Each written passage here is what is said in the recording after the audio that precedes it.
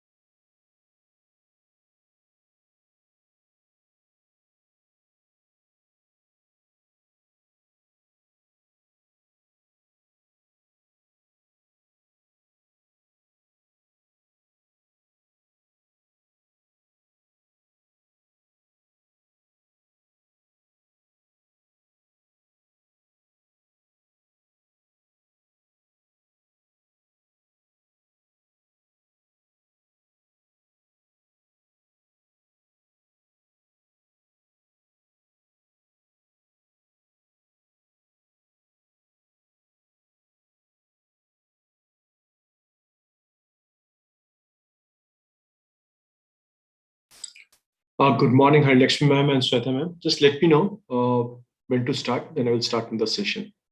And good morning, students, whoever has joined. So they are joining. You can start, sir. Okay.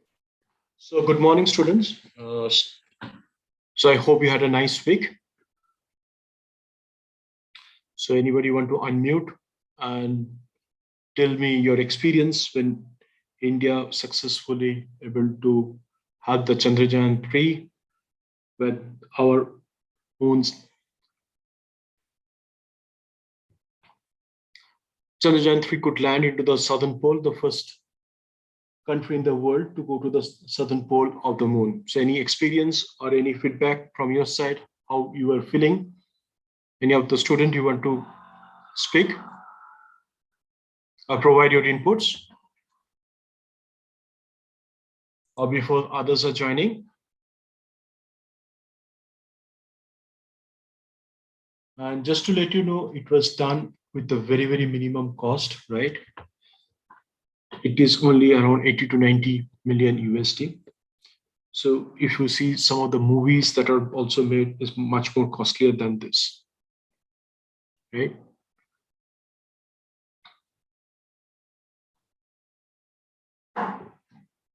In fact, the famous Bahubali movie, which was made, is more costlier than our total cost for the Chandrayaan 3. Forget about the other Hollywood movies that are made, right? Which are generally goes into hundreds of millions of dollars, and some touches almost to $1 billion. For example, of the three or the Titanic, which are huge budgeted movies, right? So I think for an Indian, we should all be proud that we are able to have the Chandrayaan 3 landed in the southern pole. And after that,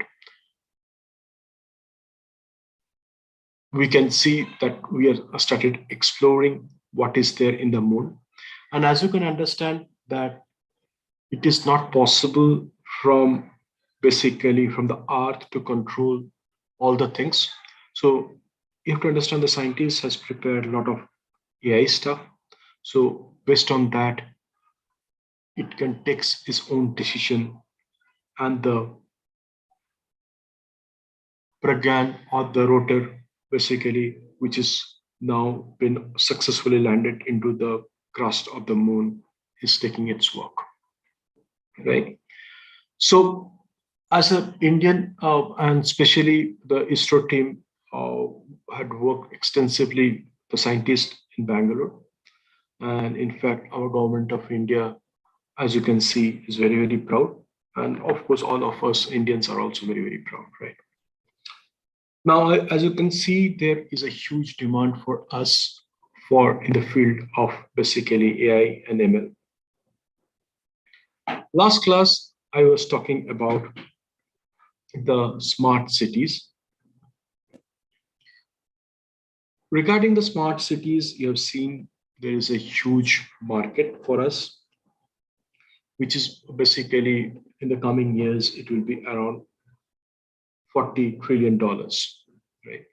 But there are also, if not properly invested or not properly utilized, the fund, then basically you can see there are basically companies who will go for bankruptcy, or a country or a nation will have a major, major impact. Just think of the China investing so much money in the economic corridor that is basically from China to Gadarport, but that has not yet started, and already they have spent more than $60 billion, right? Now, if you do not able to have basically the project completed, then automatically what will happen, the money that has been invested will go for waste, and basically this money is the money of the people. You have seen there are basically in China, especially the real estate plays around 30% of the GDP. The people invested heavily on the real estate. And in the last session also, I told you there are around 50 to 60 million apartments in China are vacant. There are ghost cities in China. Not only in China, I've shown you some of the countries where if you do not do a proper investment planning, or basically you cannot think of basically in the future how will you going to get a return on those investments, right? Then what you're going to see is that you will find those projects are not viable and there will be a huge loss. Let us go to a city in Japan. I hope you heard of the city called Kyoto, because that city is basically a city is also known for the education. So a lot of you maybe who are studying, maybe aspirant to go to that beautiful city in Japan for further studies, right? So it is basically has got a lot of institutions and education institutions, and the Kyoto city in Japan basically they have invested and in such a way to attract tourists. So it is also a huge tourist spot. Generally, what we have seen is that in the Kyoto city, they have not built huge apartments, right, complexes, or not had very, very high rises. So that the tourist who comes can see the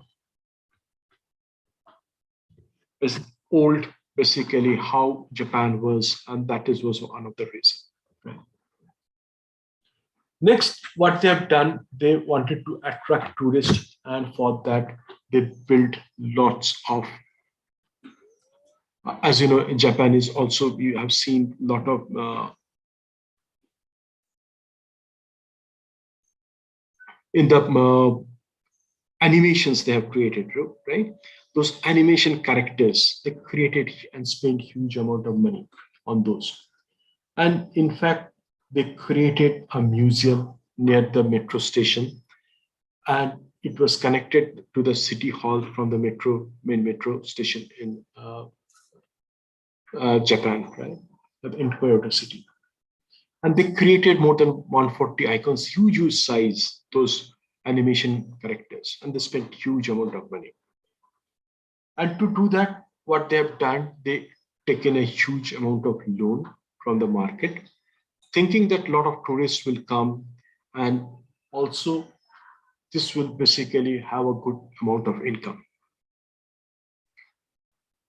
So what happened during the COVID is that what we find that the students, most of the students went home. Next is the tourists did not came. And also as in Japan, what basically for the tourist, what we find is that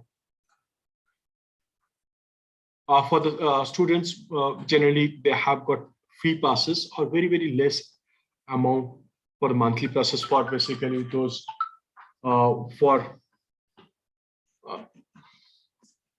just give me a.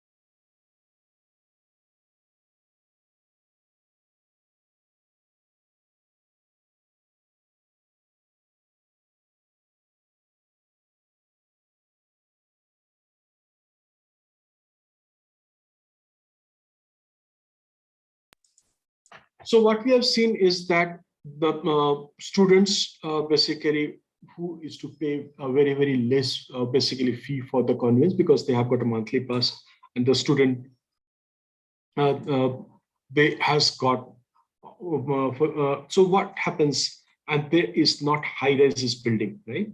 So the tax available from the those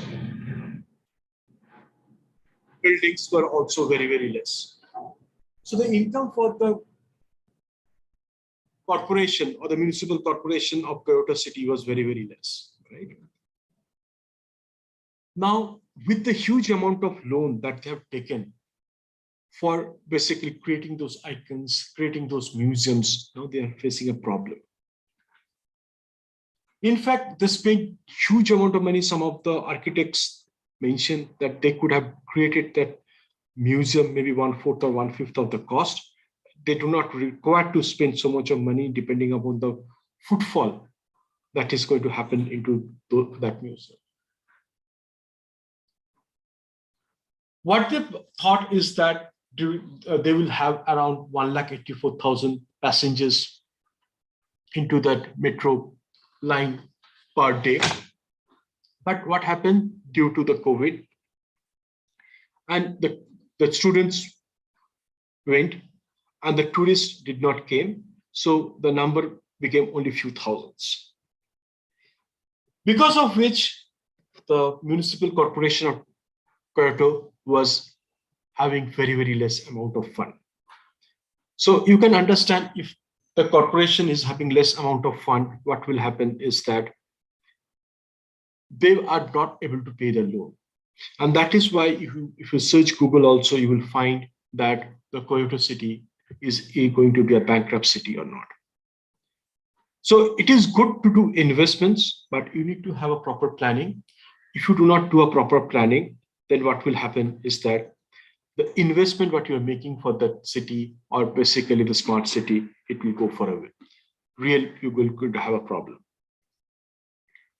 You have seen in Sri Lanka the hamburger port, for which they wanted to spend some billions of dollars, taken loan from China, thinking that they will be having a major economic upliftment of that whole area, and the port will be going to benefit multiple industries.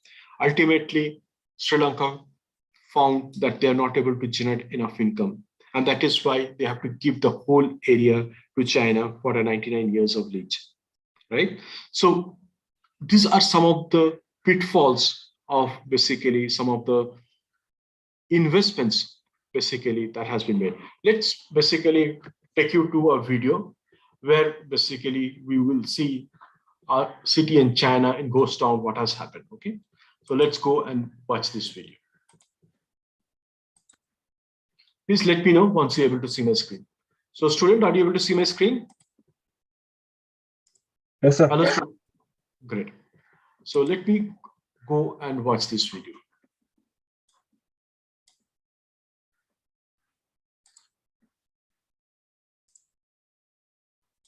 Bank and property prices were collapsing around the globe. The Chinese government took action swiftly with a massive stimulus package, which just didn't help stabilize. Bank and property prices were collapsing around the globe. The Chinese government took action swiftly with a massive stimulus package, which just didn't help stabilize. So 2008, there was a major financial crisis that happened in the world, right? And China always want to have the GDP growth very, very high, right? So to keep basically to become number one economy in the world, the best investment that is happens is in the real estate. Just to let you know, students, that generally in the economics, if you study, you will find that if you invest 1,000 rupees, for example, in the real estate, that generally gives basically a multiplier effect, because when you do an infrastructure investments, basically you will get the workers engaged. You have to pay salary to them. You have to buy steel. You have to buy cement, right? So those industries gets revenue. Now, the people who are earning for basically constructing this infrastructure, they will have their needs. That means they will buy clothes, they will buy basically, for example, paste saving creams, right, FMCG goods. Then they will have foods. They have to buy rice, wheat, whatever it is, or basically they will have the packaged foods. So all those industry will get a boost. Plus the conveyances, the taxi drivers, the hotels, right? So what we see generally, if 1,000 rupees is invested, due to the multiplier effect, generally it becomes a 10,000 rupees of growth. So that is why generally the government make huge investment in the infrastructure so that they can have a real growth in their economy. But again, that has to be prudent. You have to be very, very rational. But if you don't think that basically that investment will give return, then of course you can see what is happening in China. So China has created a bubble of itself. And revived the Chinese economy, it became a lifeline to the world. With a country building a city the size of Chicago every year, sometimes things always don't go as planned. This is China's largest ghost city. China's most deserted ghost town, Kangbashi, Ordos. Would you ever want to live in a deserted city? We all know China is one of the fastest growing countries in the world. With new roads and world-famous infrastructures rising faster than ever, China builds beautiful and diverse cities of culture. While China builds new cities, inhabiting these big cities will take much longer than expected. Hundreds of kilometers west of Beijing, in the arid deserts in Inner Mongolia, is Ordos, China. A new, infamous city was born. With generous roads and gorgeous infrastructures, this city, built from scratch, shocked the world for something they did not quite have: people. This ghost town is called Kangbashi District, infamous for its empty streets, abandoned high-rises, and deserted homes. The question is, why was Kangbashi called a ghost town? Journalists flocked to Kangbashi from the BBC, Al Jazeera, and highlighted the lack of people living in the city. There are three ways in which AI is going to change your job forever. AI tools can... Statements quickly spread, earning a global reputation with many names: a ghost town, dead city, a failed dystopia. This new city soon gained infamous headlines, showcased not for all the things it already had, but for what it lacked, namely citizens. From a town in Inner Mongolia where gleaming buildings built with government money stand empty. Welcome to the city of Ordos, a city of the future. But no one's moved in. The city stands empty. This is what Ordos looked like 2 years ago, a city of the future in the middle of nowhere. To our confusion, no one lived in Ordos. They tell us that almost every single one of these apartment units have been sold, but no one is living in any of them. The building hasn't stopped. Somehow people are convinced that if you keep building, people will come. It's a ghost city with ghost apartments. No host or hostess, just ghost owners. So the incentives in the system are to build. And if that's the easiest way to achieve that growth, then you build. So local officials here built. Empty homes, new and neat. Block after block. In 2009, this city was in a constant stream of criticism from international media. According to the media, Kangbashi had been the recipient of a Chinese financial crisis. The international media sensationalized about Kangbashi and commented municipal debt, oversupply, or bankrupt developers to attract readers. Many media outlets have declined to return to the area or offer a follow-up update, and that is what we're about to do now. Savvy reporters from the Times. So, and after that, in this basically, we see what the China is planning to do to bring back the people into that city to make it a viable project. So let's go and watch this. Magazine and Al Jazeera did not ask municipal governments before making any of these statements. In fact, what was glossed in these reports is only the surface of Kambashi's progress. The city's construction only began a mere 6 years before. That is not enough time to finish a new city and have it fully populated, something Western media did not understand. In fact, this isn't one of the first time that China got the reputation of a ghost city. Pudong was one of the first ghost cities, now a prominent global financial district of Shanghai. Kangbashi is an urban district of the prefecture-level city of Ordos in Inner Mongolia, China. Built on the wasteland of Inner Mongolia, was constructed to accommodate the number of investors in this booming mining town. During that time, coal and natural gas made Ordos one of the richest places in China. The Chinese government thought Kangbashi was going to be one of the fastest growing cities in China. However, in 2009, plans fell apart due to the Ordos and world financial economic crisis. And now, Ordo City, Kambashi New Area, is frequently described by the news media as a ghost city. This 90 square mile town was built to house 1 million people. The idea behind Kambashi was for it to serve as an administrative center of government offices and Ordo's municipality of the middle and upper class residents. Ordo's municipality is divided up in various districts, towns, and sub-cities. The most prominent is Dongshan and Kambashi. This modern and futuristic city is perfect. Its only flaw was its ambitious size. So students, you can see here, such a beautiful city, right? They have constructed spending huge amount of money, but unfortunately, people are not coming and staying in that city. Because if you see previously, there used to be a lot of coal mines and other mines where workers used to work. The economy was booming. The financial crisis happened in 2009, and there was economic slowdown around the world. And the technology of the mining also changed, right? And they found it more viable to import the coal maybe from Australia rather than using the mines there, because already they have utilized it a lot. So the people started leaving those mines also. And what was that ambition of having the people there was not attained, right? So let's watch more on this video. For the first 5 years, the population of Kambashi had no more than 30,000 inhabitants. The vast area was too large to fill in a short amount of time, with streets 40 meters wide and intersections half a kilometer apart. This wide gap physically separated people and destinations.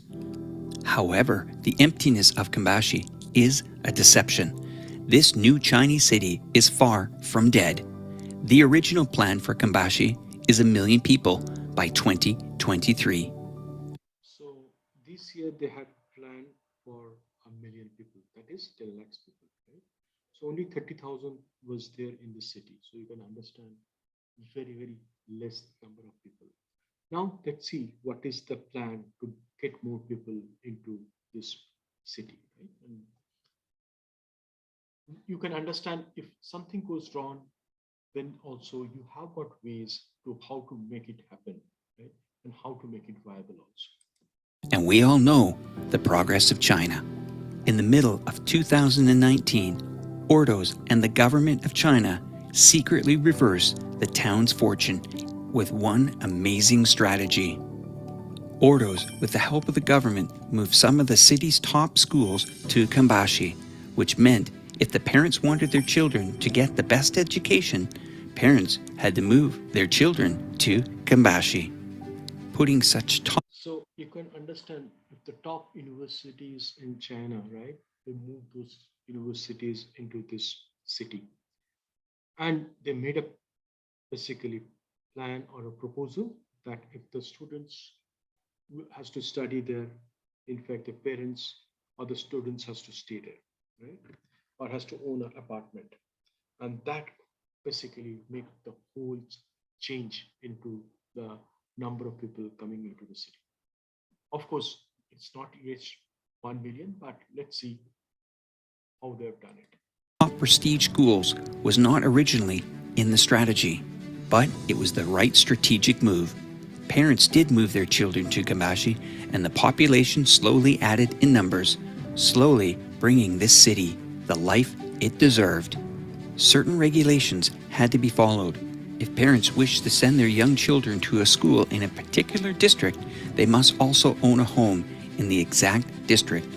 Teachers also relocated because of cheap relocation taxes, discounted homes, and tax breaks offered. Soon, businesses and restaurant franchises such as McDonald's and Subway followed suit. With subsidized rent, free transportation, and low property taxes, people started flocking into Kambashi. In 2020, the population of Kambashi grew from a measly 30,000 to a whopping 200,000 people. Today, 200,000 people drive in the streets of... So you can understand with one strategy, right? What they have done, they're basically getting the best universities or schools into this city and making the parents has to own an apartment in that district to enable their kids to study in these prestigious schools or universities.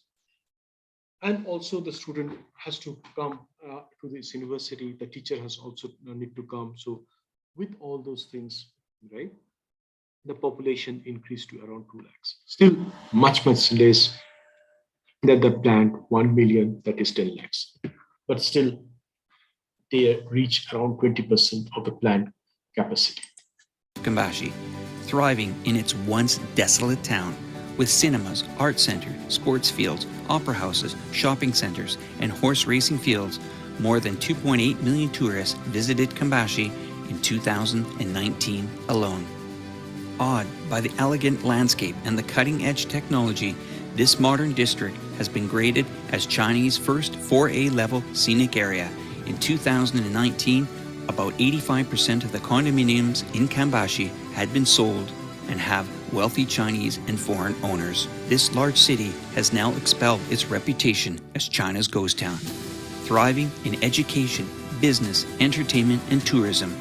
The place now has over 4,500 businesses operating 2 plants for electric car productions and 30-story tech tower.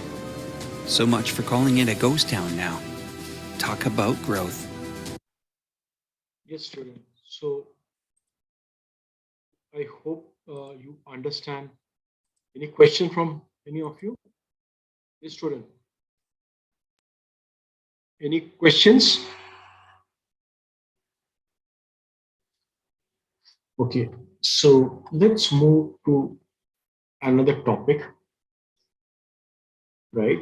So we have been talking about the GDP a lot, right? Now, as a student, you need to understand what is a GDP, right? And how it is getting calculated, and how we are, as basically the students, you are basically the future, and how you can play a role into the development of the country's GDP. And you need to understand these topics, right? So let me share my screen again and let's go. So what is, are you able to see my screen? Yes, student. Hello, students, are you able to see? You are able to see my screen? Hello? Yeah, are you able to see my screen? Yes, sir. Now, what is gross domestic product or what is GDP? Right?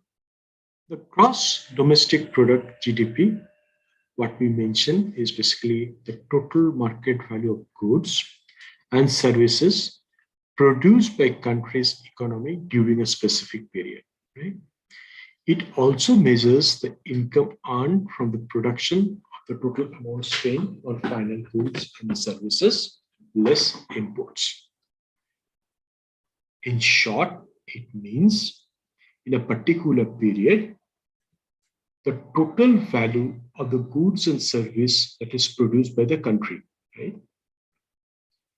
And it also includes basically the income earned from the production or the amount spent on the final goods and services, less imports.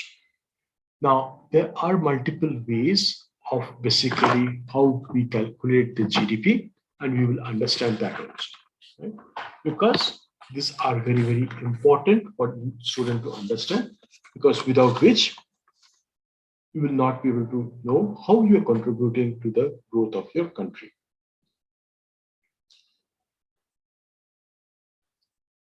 So, in short, if I want to say, then it is GDP stands for the gross domestic product and represents the total monetary value of all final goods and services produced and sold on the market within a country during a period of time, typically 1 year. So what is the purpose of this? The GDP is the most common use measurement of economic activity. So if you want to measure the economic activity of any country or any region, we generally measure the GDP of that.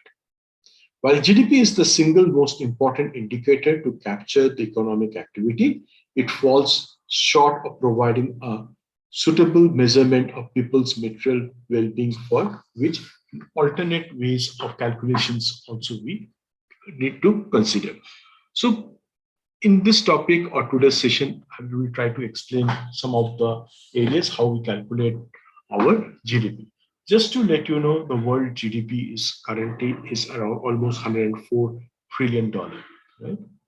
And for any GDP, basically there are some internal factors and some external factors that also affect. You have seen during the COVID, the world economy was almost a big loss, or it suffered a lot, and then also it had got an impact on the GDP, right? Let's move on to the next slide. So gross domestic product, GDP, is the total market value of goods and services produced by country's economy during a specific period. You have to need to understand this is very, very important. Generally, it is considered for 1 year. And you have seen that every quarter, India also says what is the GDP growth that is happening comparing to quarter, and from the last year, how much it is. The GDP growth has happened.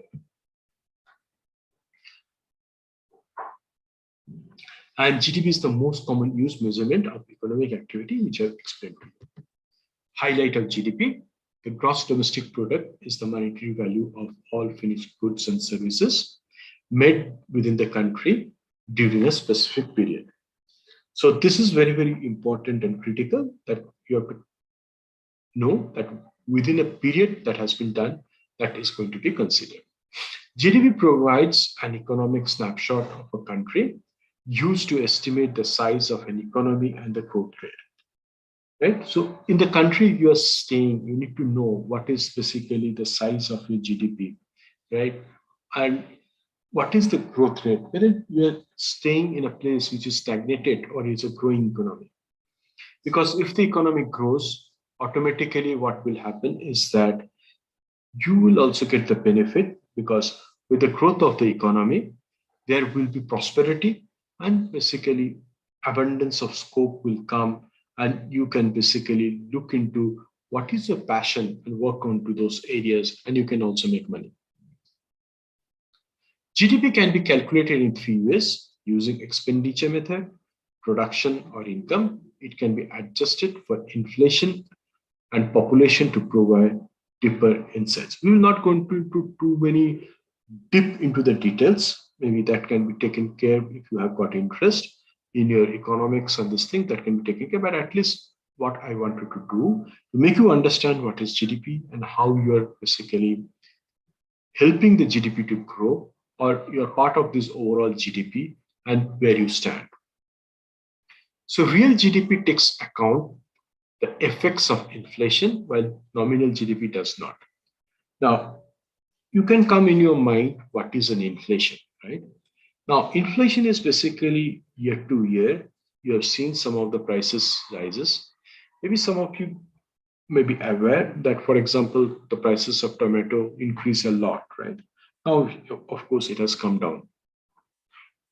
So when we create basically the inflation, we take a basket of things and compare it with the previous month or from the previous year, and we check if the prices of that basket has increased or not. For example, if we take, for example, potato, tomato, then basically your essential things, for example, for the boys, the saving kit, for the ladies, maybe the dresses and other things, right? Now we compare the same dress if I need to purchase last year and if I have to purchase now, whether there is an increase or not.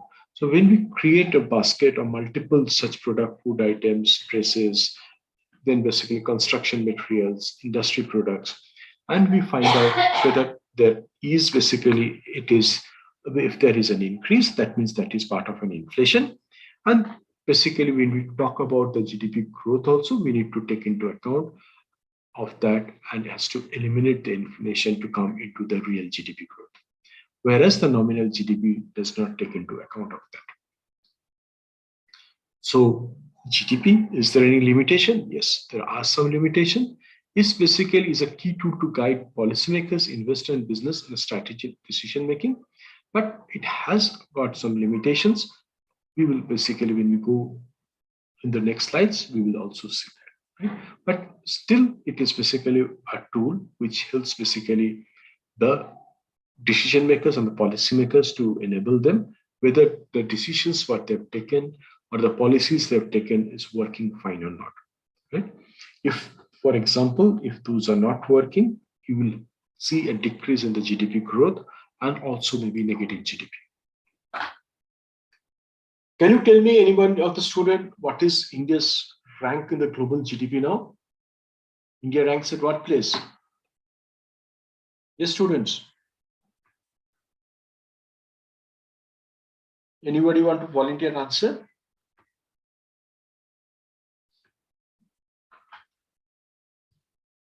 Okay, let's move on to the next slide. So measurement of GDP. So we can measure, as I mentioned to you, 3 ways. One is the output method. This measures the monetary or the value of all goods and services produced within the borders of the country. Right? In order to avoid distorted measurement of GDP due to the price level changes, so what we do, GDP at a constant prices to the real GDP is computed, and GDP as per the output method equal to real GDP.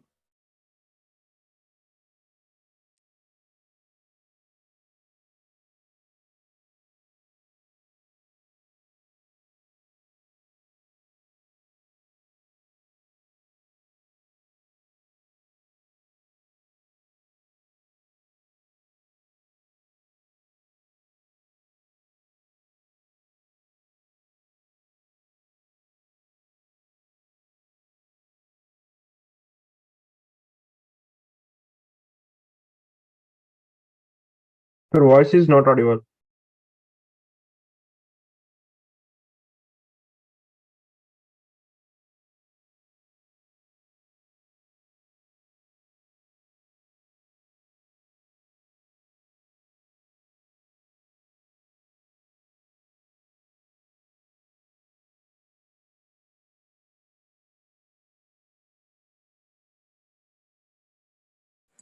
Hello students, are you able to hear me? Yes, sir. Yeah, so if you do not speak, I also do not know whether you're able to hear me or not. I got a network issue. And again I rejoined. So I will request you, if you can speak, then it will be good for me to understand that you're able to hear. Or otherwise, I was speaking, I do not know how much of my this thing you have missed it. So if you can let me know, then I can continue again. Yes, student. So what are the last, how many minutes you have missed, or where you have, what are the things, if you can, somebody can volunteer to tell me where we stand? Last topic I was talking about. Anybody want to volunteer?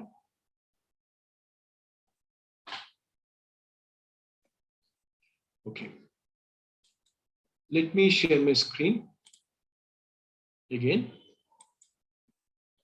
And we were talking about the GDP using the measurement, how GDP can be done. So we were talking about the output method. So output method is basically this measures the monetary or the market value of all the goods and services produced within the borders of the country in order to avoid the distorted measurement of GDP due to the price level changes. The GDP at constant prices to real GDP is computed. Okay, the formula for that is basically under the output method is equal to GDP equal to real GDP, that is GDP at constant prices minus taxes plus subsidies. Expenditure method, this measures the total expenditure incurred by all entities on goods and services within. Just give me a minute, please.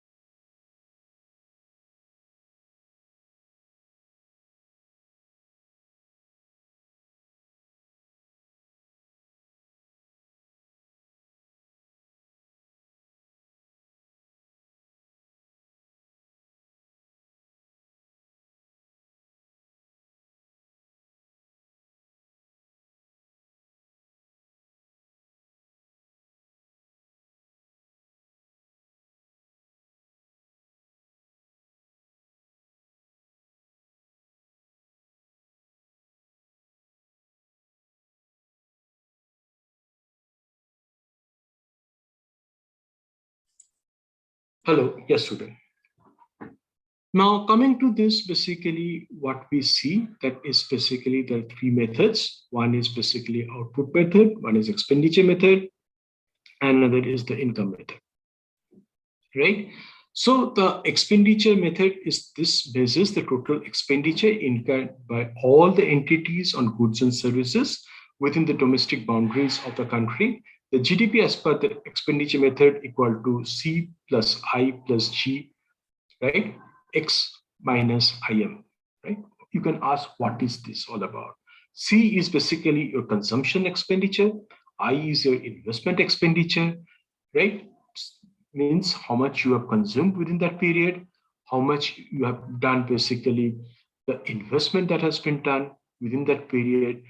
G is basically the government spending, right? And X minus M is very, very important for you to understand.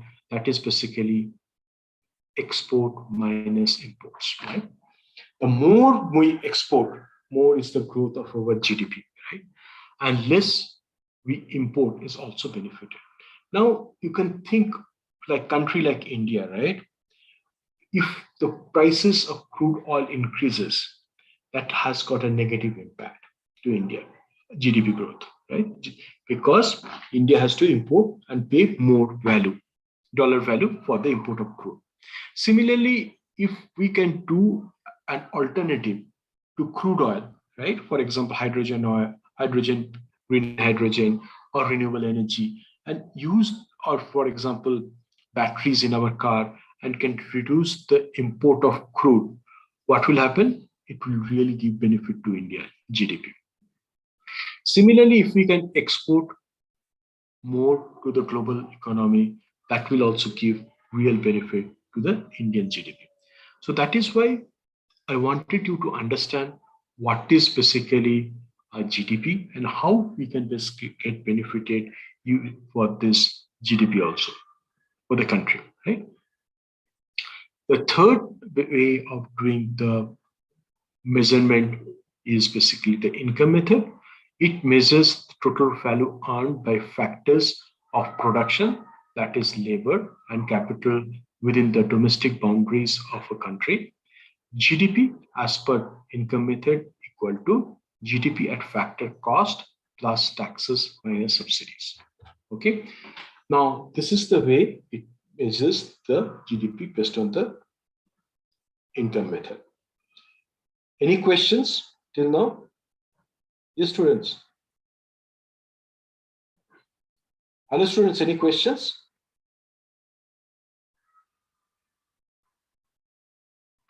In India, the contribution to GDP are mainly divided into three broad sectors. One is agriculture, services, right? And basically the manufacturing sector. So in India, the GDP is measured as market prices, and the base year for computation is 2011 and 2012. So that is basically we take it as the starting year for our computation and for the company of our GDP. And GDP at market prices equal to GDP at factor cost plus indirect taxes minus subsidies. So this is how the GDP is calculated.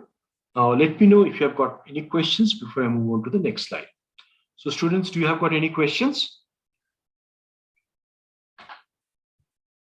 Okay, if you do not have any questions, let us move to the next slide. The expenditure method of GDP calculation. The formula for calculating GDP with the expenditure approach is following. GDP equal to private consumptions plus gross private investment plus government investments plus government spending plus exports minus imports. GDP is usually calculated by National Statistical Agency of the country following the international standard. So you have to remember this also, right? So we have got a government agency which basically calculates the GDP of the country, and it has to follow some international standards for calculating this GDP, right? So this is how the GDP calculation is done. Next is, let's go to the next method, that is the income method of the GDP calculation. According to the income approach, the GDP can be calculated by finding the total national income and then adjusting it with the sales tax, depreciation, and net foreign factors income, right? Thus, we can use the following formula: GDP equal to TNI. TNI is nothing but total national income plus T is basically your tax, that is your sales tax, plus T depreciation. Maybe you can, if you do not know what is depreciation, for example, depreciation is basically the value of your product coming down each year, right? Now, for example, you purchase a car or a bike. Now, as you know, if you want to go and sell that car after 1 year, the value of your car in the market will fetch less amount, right? So what we say is the value has got depreciated.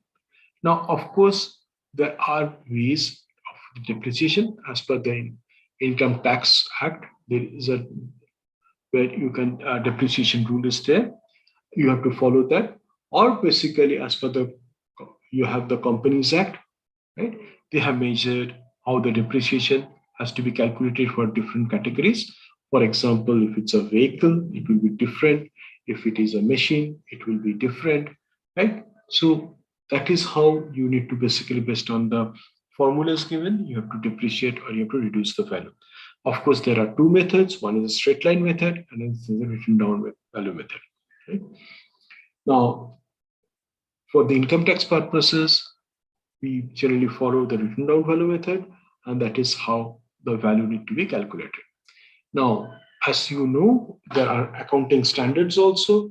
As per the International Accounting Standard, the depreciation is calculated in a different way, and as per the Indian Accounting Standard, the depreciation is calculated or the rates are in a different way. I'm not going and complexing on those parameters because that you can study on the further. And if you have got any question, you can of course ask me. Right. Next is basically the foreign factors. The foreign factors is basically the income factor is your export minus income. So now let's understand. First, we have to find out the total national income, the TNI. The total national income is the sum of all income of a country's residents and businesses have earned over a certain period. This includes all salaries and wages, right? That is W, rent R, interest I, and profits P. Okay, you have to note that all these components are sometimes listed separately in the GDP formula. So GDP equal to W plus R plus I plus P plus T plus D plus F. However, for the sake of simplicity, we will stick with the formula mentioned above. So let us take an example for this, right? So let's assume a country called K-Land, right? Which is a small country with only 100 inhabitants. So they earn a total income of, for example, 20 lakhs in wages and salaries. And they earn 5 lakhs in the rent and 1,50,000 in interest income. In addition to that, there are 10 companies located in the K-Land. Let's assume they make a profit of 40 lakhs, right? And they also earn an additional 5 lakhs in rent and 3,50,000 in interest. In this case, the K-Land, the total national income adds to 20 lakhs, right? That is in the wages and salaries, plus the 5 lakhs that is in rent, plus 1,50,000 in interest income, that is the 100 inhabitants is earning. Now the companies, they are earning a profit of 40 lakhs plus 5 lakhs in rent and 3,50,000 in interest. And overall, we can say total, as per the income method, total GDP income is around 75 lakhs. Now again, that will be compared with the previous period or previous year to find out whether there has been an increase or decrease. If there is an increase, then what is the percentage of increase in the GDP? Any questions? with this example, yes, students, can I move on to the next slide? Now, this is very, very interesting. As you can see, you should be proud that India ranks 5th in the world in the global GDP by countries, right? So USA is number 1, followed by China, then Japan, Germany, and India. So we have already overtaken UK. So you can understand, though UK had ruled us for more than 200 years, but now we have taken over them by the GDP. And slowly we are progressing very, very fast to become the 4th biggest GDP powerhouse, right? Economic powerhouse. Now, you have to understand, when the GDP growth is there, the businessmen will also come and invest because they want to see a parameter that their money is not getting lost, right? And you will be amazed, in fact, when we go to the current, basically the growth of GDP around the world and where we stand. Right? Let us go and see into this where we stand. So if I go and click this, I hope you're able to see my screen. Yes, student, are you able to see my screen? Yes, student. Yes, sir. Are you able to see this? Okay. Now, if you see, as I was telling you, UK, if I go and see, it is minus 0.3, is the negative growth. That means year to year or period, they're already into a negative growth.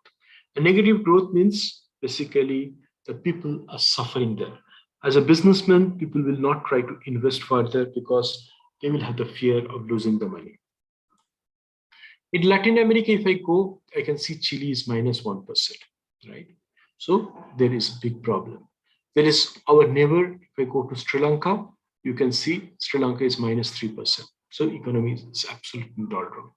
Yemen, there is a civil war is happening, fighting is happening, it's minus 0.5, right? If it is a negative, as I told you, it's a big problem. Now, if I go to Sweden, minus 5%. If I go to Germany, my God, one of the biggest economies in Europe, it's suffering like anything. It's already in the negative.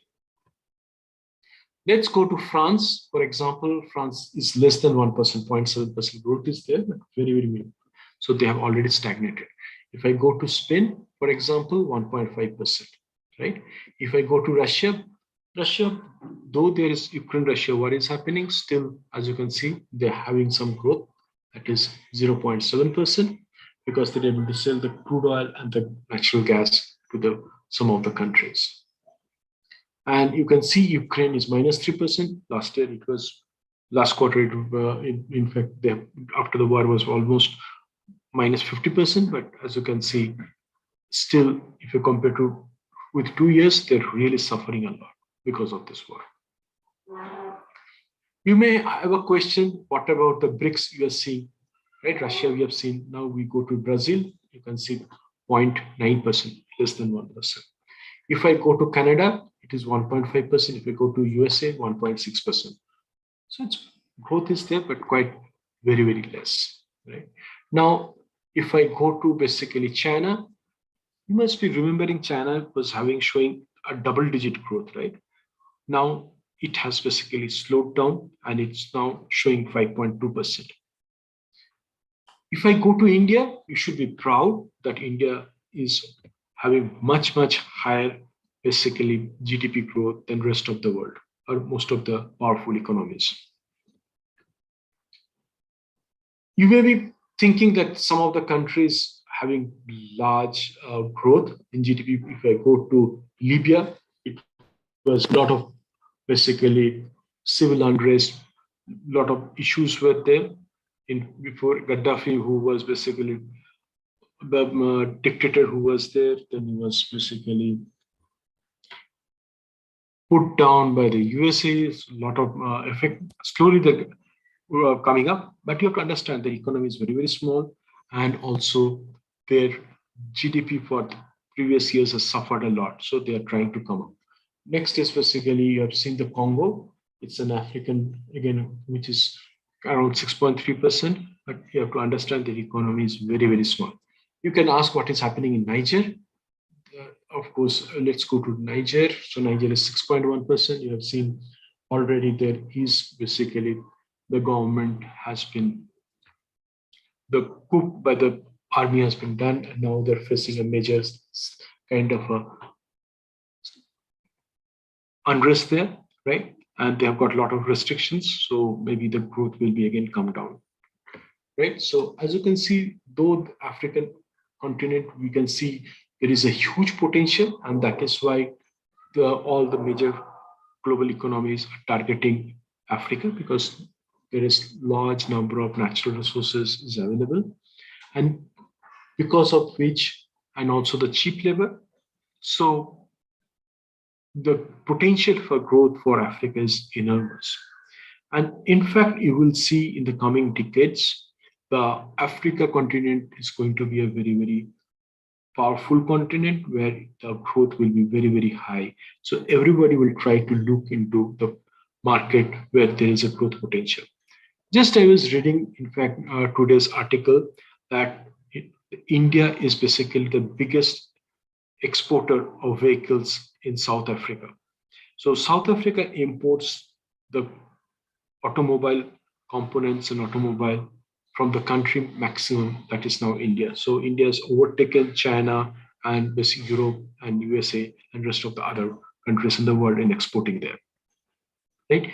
So as you can see, as a student, you can see a lot of potential that is going to come from the African continent and African countries. Now you will may get some work, job, or maybe you are working in a company where there will be a lot of exports that you will find coming from the African continent, right? Of course, Nigeria, which is very, very rich in the oil and gas, right? So it is already exporting a lot of oil and gas to the rest of the world. So, of course, there are a lot of unrest, civil war in Africa. So once those are basically able to be controlled, then we see a huge potential that is coming from this continent. Yes, student, any questions? Any country you want to see? How is the GDP growth? Yes, student, any questions? No, sir. Hello, students. So, okay, so you don't want to see which country is having how much of GDP growth? And this is current, you can see this is 2023, latest. What I'm showing you is the latest one. Any country you want to visit or you want to study?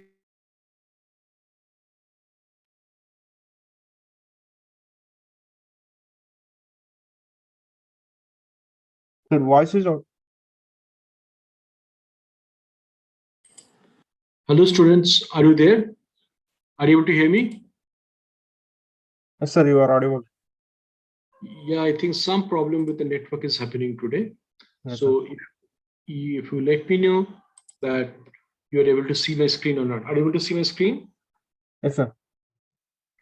Now, as you can see, Australia is another place where a lot of opportunities can come. So it is growing at 1.6% because it's a huge continent with less number of people, and they're encouraging basically smart guys to come there and start working or do business. So we can see huge potential coming from that place, right? So any questions? Yes, student.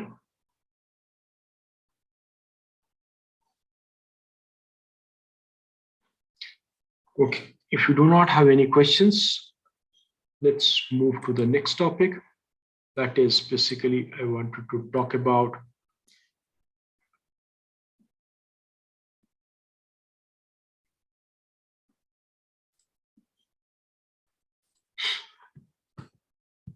is drones. Okay, so what do you understand by drones, student? Anybody want to volunteer and let me know what is drones and what you understand? Hello, students. Any questions from you? So what do you understand by drones? Unmanned aircraft.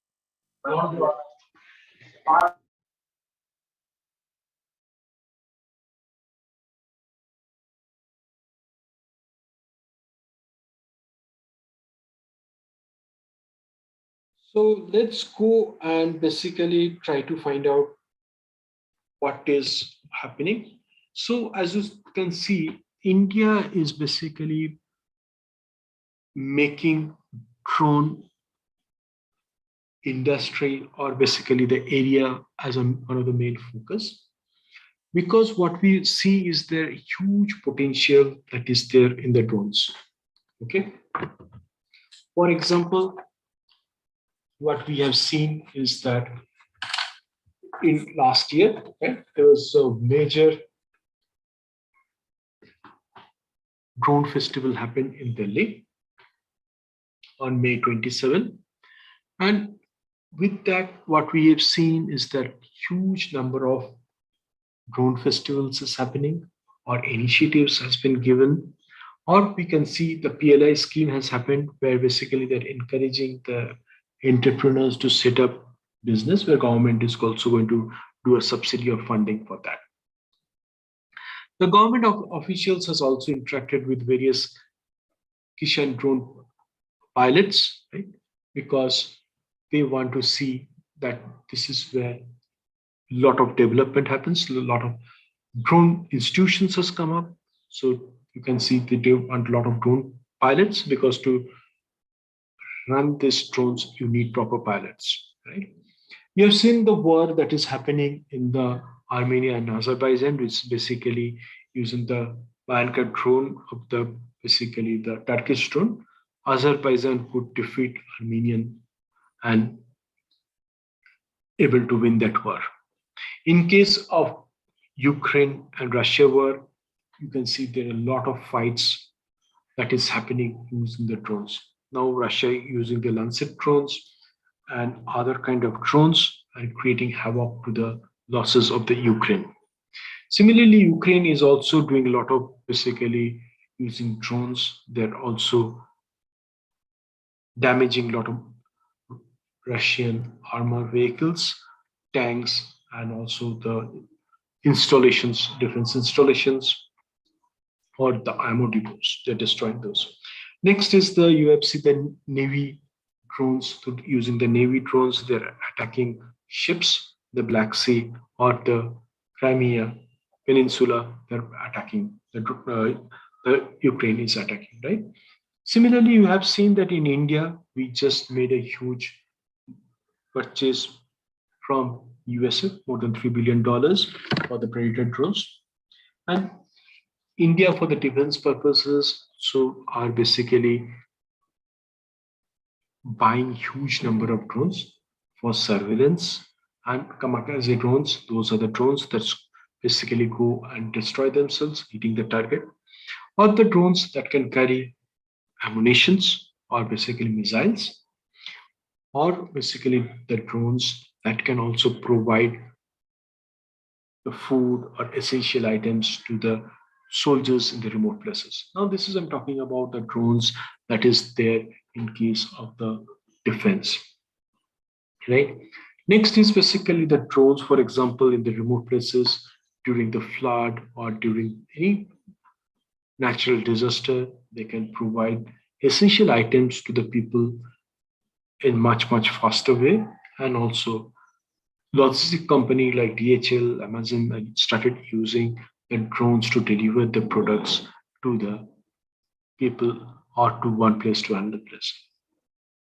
So what we see is that there is a huge amount of basically requirement of drone. And as you know, to manage the drone, you can have to understand basically sometimes how to maneuver the drones from one place to another, right? Artificial intelligence is built into that using AI. Similarly, lot of basically students, you may focus on basically either designing of the drone, developing of the drone, testing of the drone, or basically doing the warfare anti-drone measures are there, and that's going to be a huge market. And what we foresee that drone market is going to go up and up every day. So it is a multi-billion-dollar market in 10,000 crores in 2021. In case of marriages and others also, you have seen that the photography is taken from a drone up. And so it is basically now has become a part of our life also. And in 2023, we see a huge potential of growth that is happening into the drone market, right? A lot of startups that has also started in Karnataka, and especially in Bangalore, to manufacture drones or design of the drones.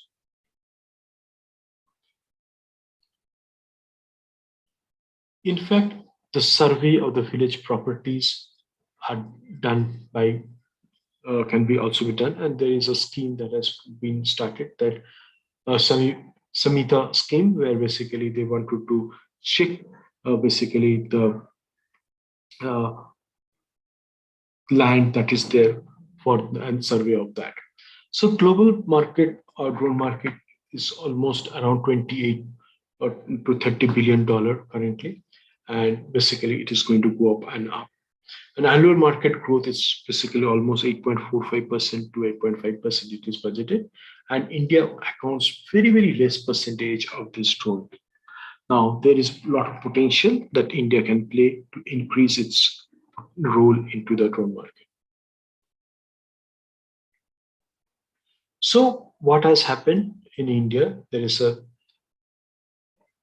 will come to that. So as you can see during this uh, workshop or during this festival, drone festival, more than 1,600 delegates came, and a lot of discussion happened, a lot of startup happened to participate in the drone industry, and we can see a lot of benefits that are already started because a lot of basically industry startup has already started. And more than 70 exhibitors also presented their uh, drones in that drone festival.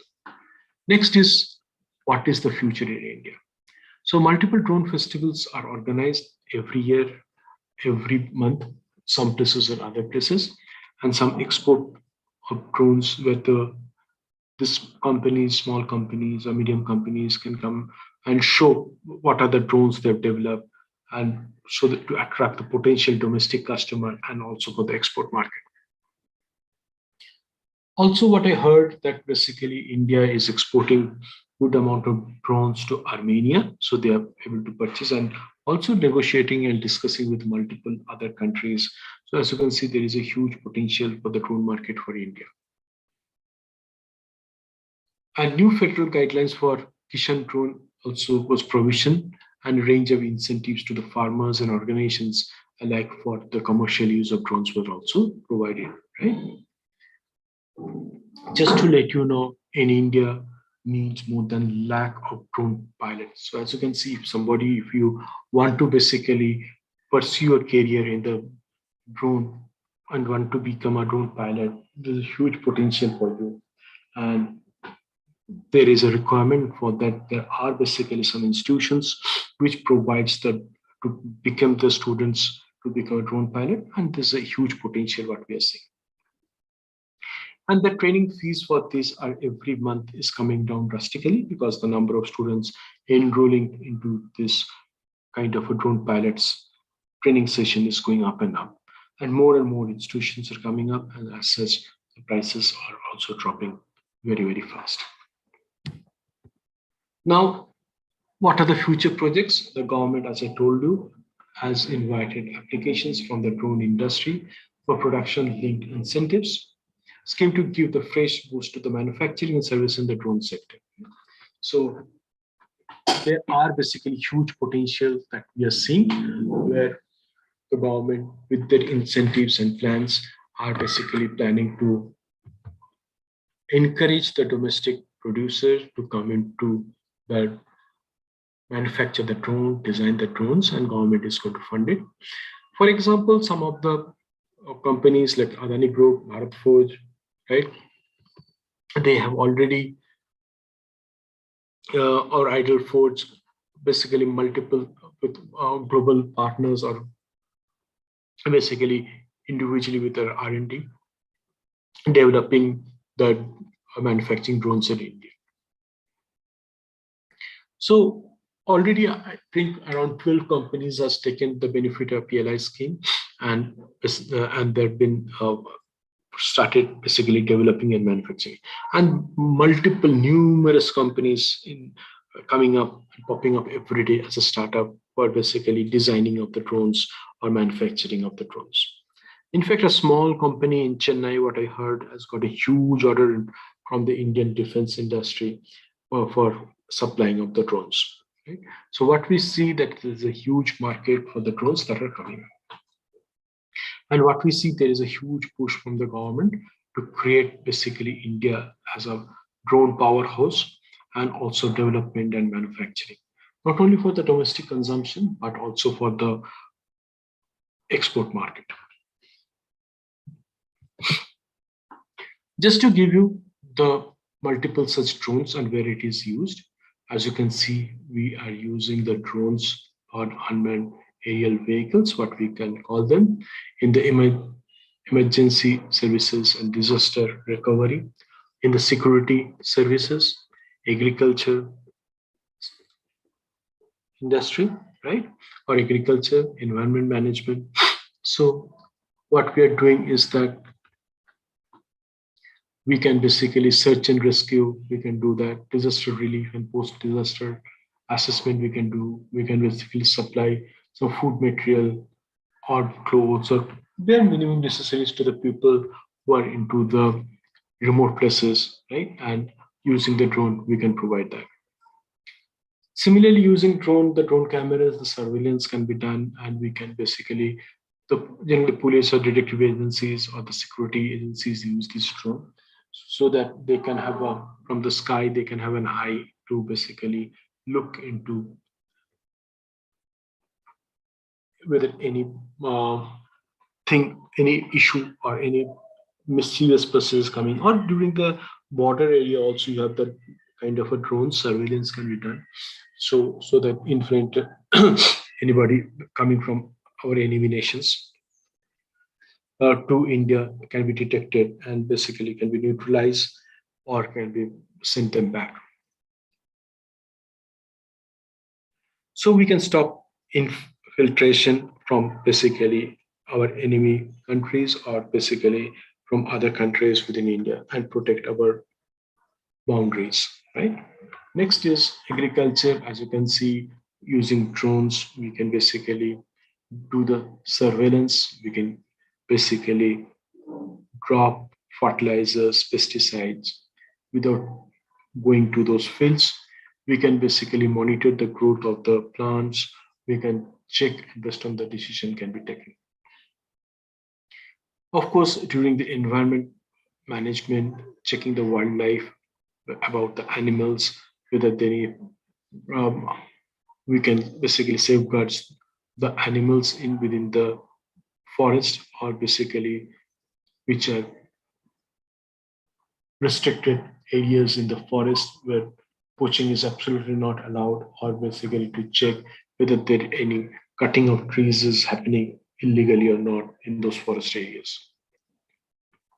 And also this can be used for the scientific research. Next is for urban planning and the real estate. So you can, for the real estate surveillance and other things, we can use the drones. And using the drones, basically what we see is that the construction of the road infrastructure, those can be done and can be planned properly. And of course, the media and communication, we have seen that a lot of marriages and everywhere, or basically in the movies also, huge amount of drones are used. You have seen during the any such big matches like IPL or other, some drones are also flying above, and they want to take the photos, and also from there you can get a better view, right? So those are also are taken into account when we think of a drone. Business and commerce also, where a lot of drones are used, for example, picking up of material, delivering it out. For example, in case of the logistic companies, as I was mentioning, the DHL or basically Amazon, they can use these drones for delivering from one place to another. And of course, recreation and entertainment, we can use basically the drones. This is basically some of the sample, but this is not the end list. That can be done in multiple other areas. Yes, student. Now let me stop and let me ask if you have got any questions. Yes, student, any questions from anybody?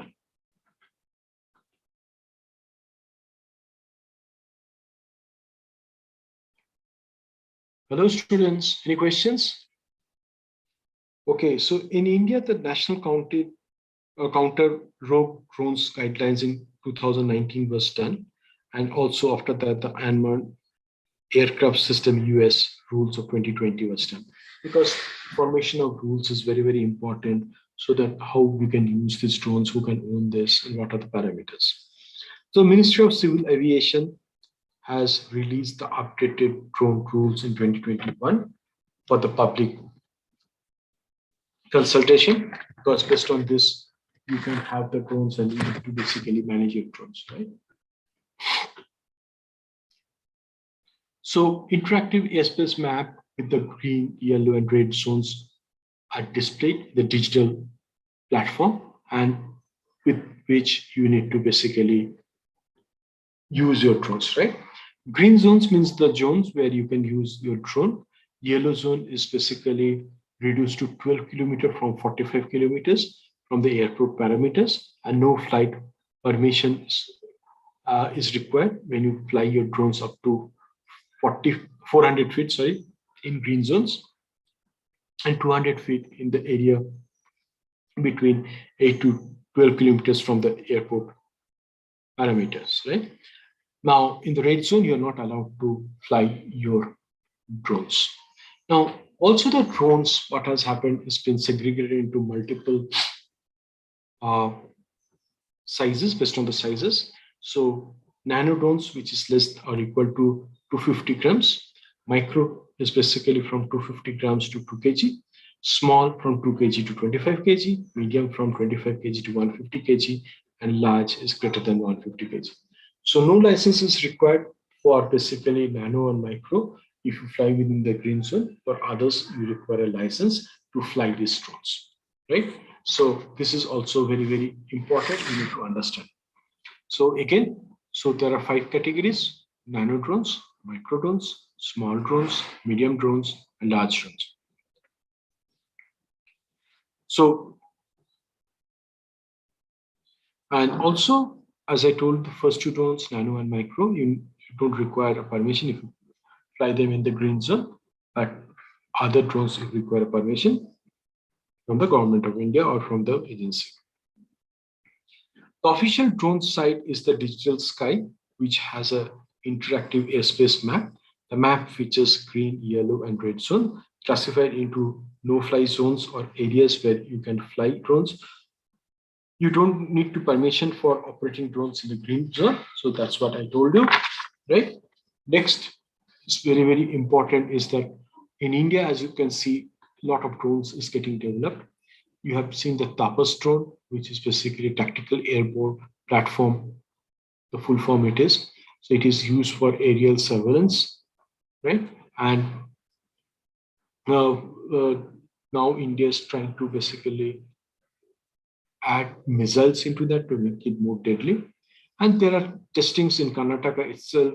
We have got Kolar or Chitradu, basically where we have got the drone testing sites also.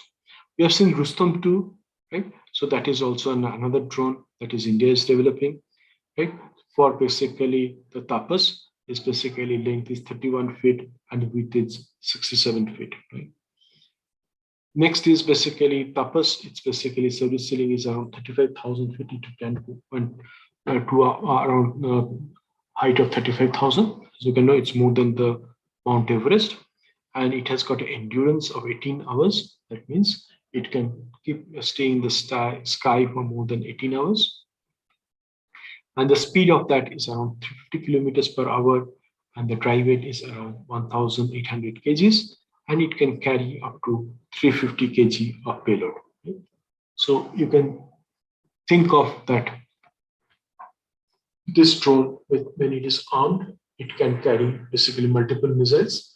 For example, Helena missile anti-tank or basically missile, it can carry almost around 7 to 8 of them in its wings, under the wings, right? And you can think how deadly it is going to be, because they can fly and they can go and attack the enemies. And if it is damaged also, there is no human loss. So what happens? So the future, what we can see is that there will be huge amount of increase into the drone warfare. Now, the famous drones, that is basically the TV2 of basically Turkey, which is basically very, very hot in the market. It can carry only around 150 kg, right? And you can understand India, which is developing the Rustom 2, it can carry up to 350 kg. So as you can see, in future, India can play a huge amount of role into the international market in drone, and more it exports, more income it creates, more can be the opportunities for the economic development in India also. Because more we exports, more we can generate more basically employment and also business. Right?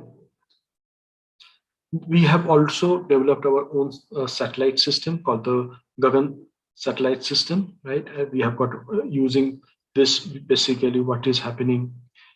We are able to have our secured network and services. We don't have to depend on any other countries to provide our guidance of these drones also. So currently, this is used by our own Air Force, Navy, and also our railway is using this, right? Otherwise, if you use a GPS, then basically you have to dependent on USA because the GPS system is owned by USA. So what we can get is that from these drones is a real-time information. It has got camera, beyond visual, night visions, thermal cameras, and infra real-time systems. So we can read and basically provide information on real time. So synthetic aperture radar is also there, which can send waves, and laser guided systems are also there. So we are advancing with our basically the cameras and the sensors that are available, and based on that we are able to get much more information from basically around the area that is required, right? So students, any questions? Hello students. No, sir. Any questions on the drones? No, sir. Okay, so I hope this was very interesting on the two topics I told you, new topics on the drones and also about the GDP, because these are the things I'm talking about the future, what are going to happen, right? What I see is that, of course, Industry 4.0 is there. Now you need to think basically what are the areas that will be able to give you good employment. So you can see this industry, AI, ML is there. You have the IoT, but application of that is basically where you're going to get benefit is basically the smart cities that are coming up, the smart areas. For example, the semiconductor industry, as you can see, India has opened it up and huge investments are also coming up. So if you know about the semiconductor also, because every IoT device requires a semiconductor, isn't it, students? Yes or no? Hello, students. Hello, students. So what I see is that there are going to be huge investments in that area. There will be a lot of design that needs to be done to prepare this chip. Testing need to be done, right? So to make those chips. Next is basically what I foresee is the drone market, where India is going to play a big role, and already that has started, right? So these are the areas what we see. What I was talking about the space agency in India. So a lot of India is going to get business. In fact, maybe if you are, I do not know you're aware or not, India just sent multiple satellites of Singapore into the outer space. Now India is planning to send some of the satellites of US companies into the outer space. So these also provides huge amount of money to India, right? And that is also going to help. So these are the alternative businesses or new trends or mega trends that are coming up around us. And for you, you need to basically work on those and to grab this, right?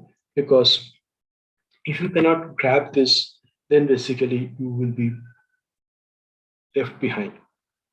So you have got the potential to have this, because there are so many scientists that are there in itself in Bangalore itself, where you can see for the success of the ISRO, they have been working day and night to ensure that we are ahead of the race.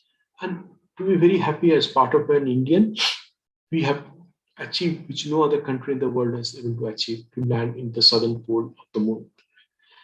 Why you need to think why it's very, very important to land in the southern pole?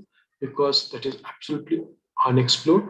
And in fact, some of the materials, new materials, helium, and other thing, if you can get it, that can basically provide energy for hundreds of years to the whole earth.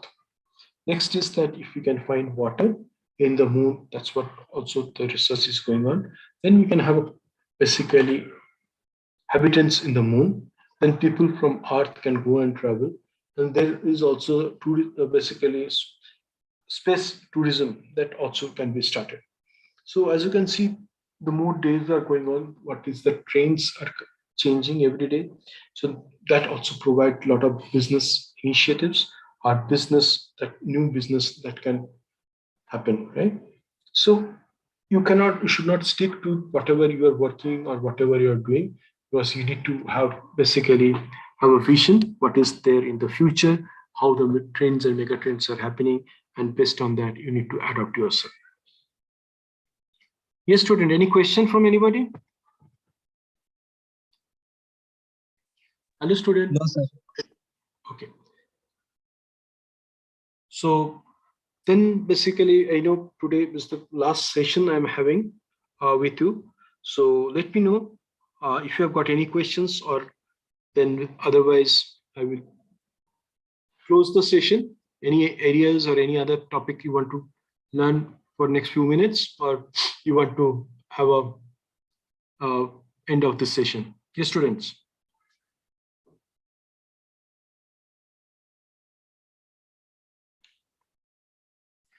Okay, students, then I want to wish you a very, very bright future and all the best. And God bless you all. Thank you. Thank you, sir.